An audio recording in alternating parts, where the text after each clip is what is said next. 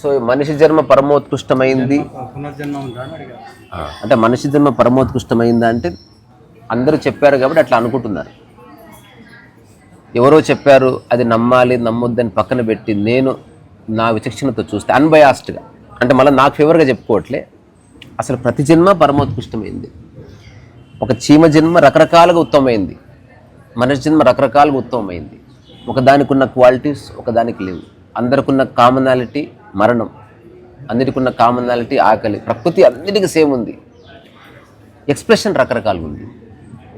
మనిషి భూమి మీద బతకగలడు, నీళ్ళలో బతకగలడు చేపలాగా. సో చేప ఆ విషయంలో చాలా గ్రేట్. చేపల జాతి వచ్చి మనలాగా ఏ ప్రాణి బతకలేదని చెప్పుకుంటే వాడికి అది కరెక్ట్. ఓషో ఒకసారి చెప్పాడు నవ్వుకుంటూ, ఒకవేళ గుర్రాలు గనక ఒక సమాజం ఉంది, గుర్రాల సమాజం, అందులో దేవుడు ఎలా ఉంటాడంటే ఖచ్చితంగా గుర్రమే ఉంటుంది కానీ కొంచెం అందమైన గుర్రం ఉంటుంది అని చెప్పాడు. సో మనిషి ఎందుకు గ్రేటు లేదా ఎందుకు స్పెషల్ అనే దానికి నాకు 2 కారణాలు కనిపించింది. ఒకటి, ప్రకృతిలో అన్ని ప్రాణులకు బ్రెయిన్ ఉంది, కానీ కొన్నిటికి అవ్యక్తంగా ఉంది, కొన్నిటికి వ్యక్తావ్యక్తంగా ఉంది, కొన్నిటికి పూర్తి వ్యక్తమై ఉంది. అట్లాగే అన్నిటికీ టైం ఉంది, కానీ మనిషికి ఒక్కడికి ఎక్కువ టైం ఉంది. ఇప్పుడు తాబేలుకి ఎక్కువ టైం ఉంది, కానీ దాని బ్రెయిన్ అవ్యక్తంలో ఉండిపోయింది. చిరుతపులికి ఎక్కువ టైం ఉంది, ఒక 15 సంవత్సరాలు 20 సంవత్సరాలు, బట్ దాని బ్రెయిన్ కొన్నిటికే పనిచేస్తుంది. అందుకే అది సుషుప్తావస్థలోనే ఉంటాయి అవి. దేనికైతే లైఫ్ స్పాన్ ఎక్కువ ఉండి బ్రెయిన్ స్ట్రక్చర్ లిమిటెడ్గా ఉంటుందో అవి 6 మంత్స్ ఏం కదలకుండా ఉండగలుగుతాయి, ఎందుకంటే ఫంక్షనాలిటీ లేదు.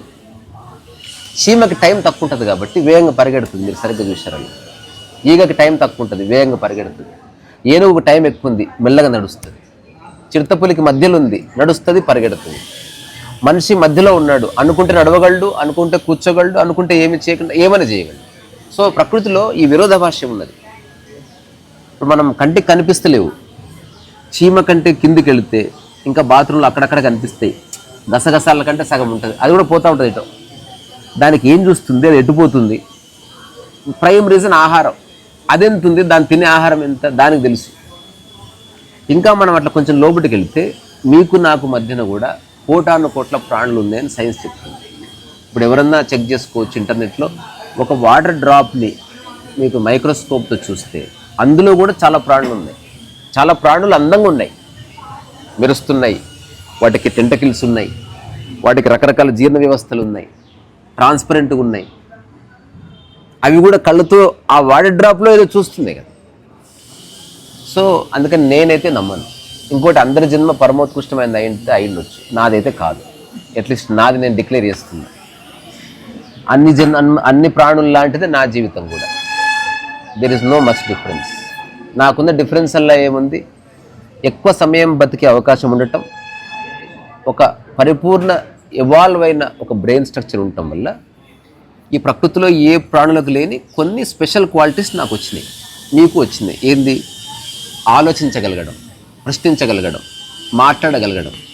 నాలుక అన్నిటికి ఉంటుంది, కానీ మనలాంటి ఫ్లెక్సిబుల్ నాలుక లేదు. చిలుకకు ఉంది, ఒక ఎక్స్టెంట్గా మాట్లాడుతుంది. డాల్ఫిన్కి ఉంది, ఒక ఎక్స్టెంట్గా ఎక్స్ప్రెస్ చేయగలుగుతుంది. ఈ ఎవాల్వ్డ్ బ్రెయిన్ స్ట్రక్చర్ వల్ల కొన్ని స్పెషల్ ఫీచర్స్ వచ్చినాయి. మరి ఆది మానవుడికి లేవో ఉన్నాయి, కానీ ఇవి ప్రపంచంలో ఉన్న వాళ్ళు చుట్టుపక్కల వాళ్ళని చూసినప్పుడే అవి యాక్టివేట్ అవుతున్నాయి, అదర్వైజ్ యాక్టివేట్ కావు. సో ఇది పరస్పర ఆధారితంగా డెవలప్ అవుతూ వస్తుంది. ఇప్పుడు మనందరం ఇట్లా ఉన్నాం, మన మధ్య ఒక పిల్లవాడు పుడితే వాడు డైరెక్ట్గా మొబైల్ తీసుకుని ఆడుకుంటూ అక్కడి నుంచి యాప్స్ డౌన్లోడ్ చేసుకుని వాడికి అన్నీ తెలుసు. అంటే మనం 50 ఏళ్ళలో తెలుసుకున్నది వాడు 5 రోజులు తెలుసుకుంటాడు. మళ్ళీ ఒక జనరేషన్లో వాళ్ళ మధ్యన ఇంకేదో టెక్నాలజీ వస్తుంది, ఆ నెక్స్ట్ జనరేషన్ అడాప్ట్ చేసుకుంటారు. ఈ అన్నిట్లో కామన్గా ఉన్నది ఏంది? పర్సెప్షన్, పర్సీవ్ చేయగలగడం, తర్వాత విభజించి చూడగలగడం, మనిషికి ఉన్న స్పెషల్ క్వాలిటీ. తర్వాత అక్కడి నుంచి నాది అనుకోవడం, నీది అనుకోవడం, తర్వాత ఒక సిద్ధాంతీకరించడం, ఆలోచనల్లో క్రమబద్ధీకరణ. ఇది ఏ ప్రాణి చేయలేదు. అందుకని అన్ని ప్రాణుల కంటే ఎక్కువ సఫర్ అవుతున్నది మనిషి. ఏ ప్రాణికి యుద్ధాలు లేవు, ఏ ప్రాణికి పక్కదాని మీద బాధ ఉండదు, ఏ ప్రాణికి వైరాగ్యం అక్కర్లేదు, వియోగాలు ఉండవు. కానీ మనిషికి ఇవన్నీ ఉన్నందుకు ప్లస్తో పాటు మైనస్లు చాలా వచ్చాయి అనమాట. తన పర్సెప్షన్ ఉంది, తను గ్రహించే శక్తి, కానీ రాంగ్గా గ్రహించడం వల్ల ఏడుస్తున్నాడు. మనిషి ఏదైనా తయారు చేయగలడు, కానీ తయారు చేసిన దాంట్లో వినాశనం చేసే ఒక లక్షణం ఉంది కాబట్టి మనిషి చస్తున్నాడు. మనిషికి వేగం అంటే ఇష్టం, చస్తున్నాడు. తిండంటే ఇష్టం, చస్తున్నాడు. సో అందుకని నా పర్టికులర్ ఒపీనియన్ ఏంటంటే మనిషి జన్మ అన్ని జన్మలు లాంటిదే. టైం ఎక్కువ ఉండడం అనేది ఒక బెస్ట్ పార్ట్. రెండోది ఎవాల్వ్డ్ బ్రెయిన్ స్ట్రక్చర్ ఉండడం అనేది ఒక ప్రధాన కారణంగా కనిపిస్తుంది. ఇప్పుడు నేను సరదాగా ఒక ప్రశ్న అడుగుతా, చూసేవాళ్ళు మీరు ఎవరైనా, మీకు 1000 సంవత్సరాలు బతికే అవకాశం ఉంది, కానీ మీకు బ్రెయిన్ లేదనుకో, లేదా మీకు ఆలోచించే శక్తి లేదనుకో, యు ఆర్ డెడ్. పోనీ మీకు ఒక రోజే బతికే అవకాశం ఉంది, గొప్ప బ్రెయిన్ ఉంది, అయినా యు ఆర్ డెడ్. ఎందుకంటే ఆ ఒక్క రోజులో మీరేం చేయలేరు. ఈ రెండింటి మధ్యన సమతౌల్యత ఓన్లీ హ్యూమన్ లైఫ్లోనే కనిపిస్తుంది. అందుకని ఇప్పుడు ఛాలెంజ్ ఏమిటి? ఉన్న 70 సంవత్సరాల్లో 20 ఏళ్ళు అటు 20 ఏళ్ళు ఇటు, చిన్నతనంలో వార్ధక్యంలో పోతే మధ్యన ఒక 40-30 సంవత్సరాలు మిగిలింది.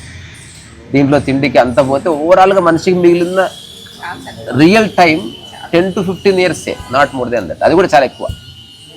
దీన్ని రాంగ్ పర్సెప్షన్స్లో, యుద్ధాల్లో, మన ఒకరిని బలవంతం చేయడంలో, లేకపోతే ఒకరిని తిట్టడంలో, కొట్టడంలో పెట్టే బదులు ఈదర్ బీ సైలెంట్, ఏమీ చేయకుండా ఉండడం ఈ ప్రకృతికి నువ్వు చేసే గ్రేటెస్ట్ గిఫ్ట్, సర్వీస్.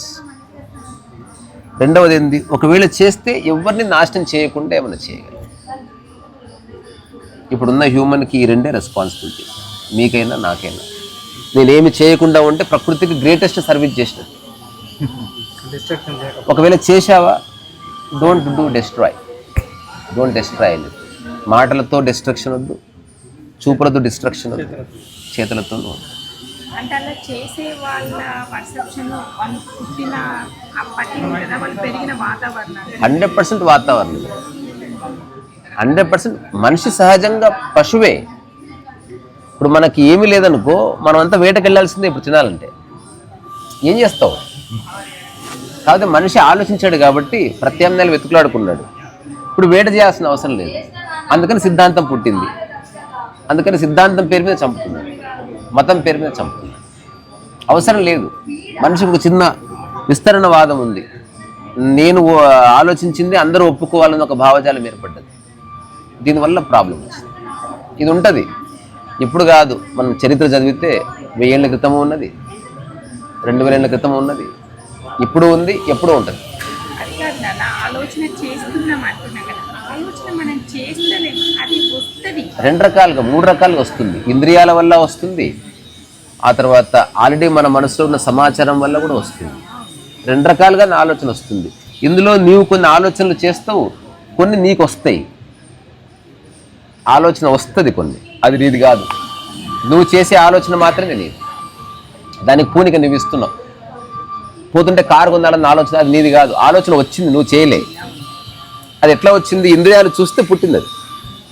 అలా చూడాలి. అదే నేను కారు చేయాలనుకుంటున్నా, తయారు చేయాలనుకుంటున్నా, అప్పుడు నువ్వు చేస్తున్నావు ఆలోచన. సో నీకు వచ్చే ఆలోచనలతో ఏ సమస్య లేదు. మనిషికి దాదాపు 6,000 నుంచి 60,000 ఆలోచనలు వస్తాయి ఎవ్రీడే. అవన్నీ 5 ఆలోచనల యొక్క అభివ్యక్తి. ఒకరు చీరలు అంటే ఇష్టమైతే ఎక్కడ చూసినా చీరల గురించి ఆలోచనలు వస్తూ ఉంటాయి. మాట్లాడిన దాని గురించే మాట్లాడుతూ ఉంటారు, అంతే. అందులో ఏమి లేదు.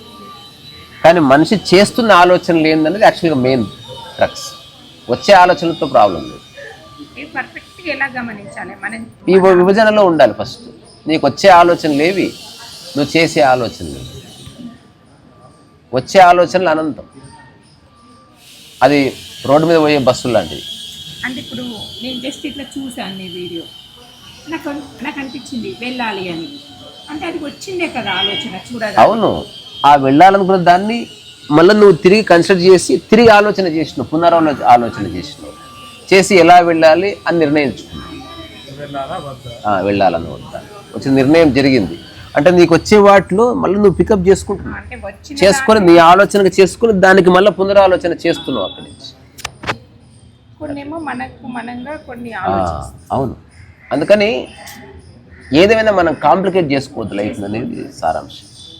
రోజులకు సింప్లిఫై చేసుకోవాలి. కాంప్లికేట్ చేసుకుంటే మన లైఫ్ మెల్లగా బర్డెన్ అయిపోతుంది. ఏదో చేసినట్టు ఒక భావన వస్తుంది. ఇక్కడ చేయడానికి ఏం లేదు. సింపుల్గా బతకొచ్చు, అద్భుతాలు చేయొచ్చు. కానీ దాంట్లో ఇరుక్కోవద్దు. అంటే అప్రిషియేషన్లో ఇరుక్కోవద్దు, డిప్రిసియేషన్లో ఇరుక్కోవద్దు. వాడికి ఏదో వచ్చినట్టుంది అలా పెంచుకోవడం అని తెలుసుకోవాలంటే, అది మనం తీసుకోవాలని రూల్ ఏమి లేదు. ఒకవేళ అప్రిషియేషన్ తీసుకుంటే డిప్రిసియేషన్ కూడా తీసుకోవాలి, క్రిటిసిజం కూడా తీసుకోవాలి. రెండూ ఇంపార్టెంటే. నేను అంటుంది రెండూ తీసుకోవద్దు, లేదా రెండూ తీసుకో, బోత్ ఆర్ ఓకే. అట్లా ఇప్పుడు ప్రస్తుతం ఉన్న సమాజంలో ప్రతి ఒక్కటి వ్యక్తికి తగిలేటివి ఉన్నాయి కదా, మీద నెత్తి మీద బరువులు తగ్గేటివి ఉన్నాయి కదా. సమాజం చుట్టుపక్కల సమాజంతో సంబంధం లేదు నాన్న, మనం ఎట్లా సంఘజీవి, మనిషి అనేది సంఘజీవి. ఇప్పుడు ఇక్కడ నలుగురం కూర్చున్నాం, 4 వేరియేషన్స్ ఉన్నాయి. కానీ ఆ భావన కానీ ఆలోచన కానీ వస్తుంది కదా ప్రతి ఒక్కరికి. రావచ్చు, తప్పకుండా వస్తుంది, ఇన్ఫ్లుయెన్స్ ఉంటుంది. కానీ నిర్ణయం తీసుకునే శక్తి మనిషికి ఉంది కదా. ఇప్పుడు పక్కనే బార్ అండ్ రెస్టారెంట్ ఉంటుంది, పోవాలా వద్దని నీ చేతులు ఉంది. Choice is in your hand. అందుకని చాలా క్రూయల్ సమాజంలో కూడా ఒక పీస్ఫుల్ హ్యూమన్ బీయింగ్ ఉండొచ్చు. ఎందుకంటే he decided not to get impacted. ప్రతి నిమిషం అవేర్నెస్, ఓన్లీ అవేర్నెస్ వచ్చిన వాడికి ఇది సాధ్యం. అలాగని దానికి రూపాయి ఖర్చు లేదు, అది ఆధార్ కార్డు కాదు, దానికి ఏం పారామీటర్స్ ఏమి ఉండవు. అది ఎలా ఉంటుంది అవేర్నెస్ అనే దానికంటే, ఒకవేళ చిన్న దీపం పెట్టుకున్నాం అనుకోండి, ఆ దీపం వెలుతురు మన మీద పడతా ఉంటుంది. అవేర్నెస్ అట్లా ఉంటుంది. ఒకసారి అవేర్నెస్ ఉదయిస్తే మిమ్మల్ని మీరే ఎప్పుడు చూస్తూ ఉంటారు. ఇది ఒక్కసారి ఉదయించిన తర్వాత పోవడం అనేది లేదు, ఇంకా దానికి there is no going back. అది నడక వచ్చిన తర్వాత పడ్డం ఎట్లా లేదు, పడ్డం లేదు. అంటే నువ్వు పడాలనుకున్న పడని. ఇప్పుడు అవేర్నెస్ ఉన్నవాడు ఏం చేస్తాడు, వాడు ఏది చూడడు ఇంక అయిపోయింది. వాడు అమెరికాలో ఉన్నా, చంద్రమండలం పోయినా, సాక్షాత్తు దైవం సమక్షంలో ఉన్నా, వాడు తనను తానే చూస్తుంటాడు. Is always aware of himself. ఎందుకంటే అన్నిటికీ ఆధారం అదే,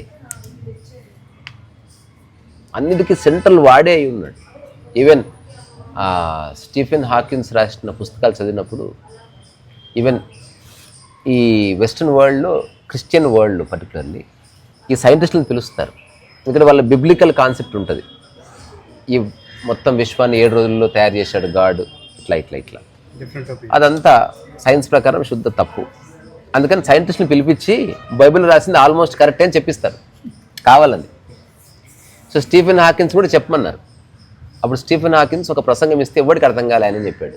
ఆయన ఓవరాల్గా ఏం చెప్పాడంటే, మనం ఏదైనా అనుకోవచ్చు కానీ ఇది ఎవరు తయారు చేయలేదని చెప్పాడు. దాంతోపాటు ఆయన ఒకరు ప్రశ్న అడిగారు, ఇప్పుడు ఈ సమస్త విశ్వానికి కేంద్రం ఎక్కడుంది? దానికి ఆయన ఒక అద్భుతమైన ఆన్సర్ ఇచ్చాడు. అదొక భారతీయుడు మాత్రమే ఇవ్వగలిగిన ఆన్సర్. ఎందుకంటే వేరే మతాల్లో ఎంక్వైరీకి స్పేస్ లేదు. You can never become God. నిన్ను నువ్వు దేవుడిగా ప్రకటించుకున్నా, లేదా దైవాంశ సంబుద్ధుడిగా ప్రకటించుకున్నా చంపేస్తారు, బ్లాస్ఫెమీ కింద వచ్చేస్తుంది. దాదాపు ఇస్లామిక్ కంట్రీస్లో మొత్తం బ్లాస్ఫెమీ లాస్ ఉన్నాయి. పాకిస్తాన్, ఆఫ్ఘనిస్తాన్, సిరియా చంపేస్తారు అంతే. అక్కడ అది లేని ఆప్షనే లేదు, అసలు నీకు డోర్ ఓపెనే లేదు. నువ్వు జస్ట్ దాన్ని బిలీవ్ చేయాలి, నమ్మాలంతే. నువ్వు దానికి బియాండ్గా ప్రత్యామ్నాయంగా ఆలోచించే ఆప్షనే లేదు. ఓన్లీ భారతదేశంలో చార్వాకులు ఉన్నారు, దేవుడు లేడనేవాడిని గౌరవించారు, దేవుడు ఉన్నాడనేవాడిని గౌరవించారు, అందరూ దేవుళ్ళే అన్నవాడిని గౌరవించారు, నేనే దేవుడు అన్నా గౌరవించారు, మా గురువు గారు దైవం ఎవరు లేరంటే అందరినీ ఇక్కడ we welcome every idea. So Stephen Hawkins ఏం చెప్పాడంటే, గురుగారు చెప్పండి, ఆలోచించమని కాదు చెప్తాను, అది ఆలోచించేది కాదు. తీసుకుంటారు. ఈ విశ్వానికి ఎక్కడుంది కేంద్రం అంటే నీవే కేంద్రం అని చెప్పాడు. మీరు యూనివర్స్ మొత్తాన్ని, అనంతాన్ని ఎనీ పాయింట్లో ఉన్నా మీరే సెంటర్ అవుతారు. అది ఈ చివరున్నా ఈ చివరు ఎక్కడున్నా కానీ యూ ఆర్ ద సెంటర్. దానికి ఒక చిన్న, అందుకే మేము టైం ఇచ్చేయండి అన్న. ఇప్పుడు చెప్పినా తెలుస్తుంది ఏమిటి, అది రైట్, అనుభవించాలి. సో అందుకని దీనికి ఎలా మనం అర్థం చేసుకోవచ్చు అంటే, ఒక కుటుంబ సభ్యుల్లో ఒకడు ఉన్నాడు, నాకు ఎవరు అక్కర్లే, ఎవరు ఎటుపోయినా నాకు సంబంధం లేదు, నేను తిని తిరుగుతా అనుకున్నాడు వాడు. అప్పుడు వాడు కేంద్రం అయి ఉన్నాడు, కానీ చాలా చిన్న సర్కిల్ ఉంది అతను. ఇప్పుడు ఇంకొకటి అనుకున్నాడు, నా కుటుంబ సభ్యులు నా బాధ్యత. ఇప్పుడు తన కేంద్రంలో 5 మంది వచ్చి చేరారు. తన ఊర్లో ఎక్కడున్నా, ఒక బ్రెడ్ కొనుక్కున్నా, ఆ చుట్టుపక్కల ఉన్న వాళ్ళ గురించి ఆలోచిస్తాడు. సో తను ఎక్కడున్నా తన కేంద్రంలో ఉన్నట్టే. ఆ తర్వాత ఒక ఎమ్మెల్యే అనుకుంటాడు, ఈ కాన్స్టిట్యున్సీ నాది. అతను ఏం ఆలోచించినా అందరి గురించి ఆలోచిస్తాడు. అలాగనే ఆ ఆఫీసులో ఏముండడు, ఒక పల్లెటూరుకి వెళ్ళినా కేంద్రం తిరుగుతున్నది. అట్లా ప్రధానమంత్రి దేశం గురించి ఆలోచిస్తాడు. అట్లా ఒక యోగి విశ్వం గురించి ఆలోచిస్తాడు అంతే, అంతకుమించి ఏం లేదు. అంటే ఎక్కడున్నా అందరూ బాగుండాలని కోరుకోవడం అంటే వాళ్ళకి ఏదో దోచిపెట్టమని కాదు, నేను ఎవరిని డిస్టర్బ్ చేయనని చెప్తున్నాడు వాడు. ఇది మళ్ళీ మొదటికి వస్తే ఏం అందరినీ మీరు బాగుండాలంటే నేను మీ జోలికి రానని. చేయకుండా అదే పెద్ద సహాయం. నువ్వు చేసే అతిపెద్ద సహాయం ఏంటంటే నువ్వు మాకే సహాయం చేయకపోవడమే. నీకు దండం పెడతా పోరా బాబు. అట్లా తిందాం పదండి.